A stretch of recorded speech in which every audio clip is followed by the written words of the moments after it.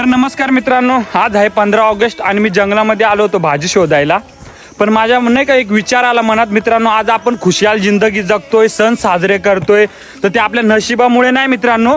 Actually आपले जे बॉर्डरवर देशाचे सैनिक लढत आहे आपल्यासाठी, आपल्या फॅमिलीसाठी, तर त्यांच्यामुळे आज आपण खुशाल जिंदगी जगतोय. तर त्यांच्यासाठी एक गाणं माझी जिजू गाणार. जिजू है गुजरने वाली हवा जरा मेरा इतना काम करेगी क्या, मेरे गाँव तुझा मेरे दोस्त को तू सलाम दे,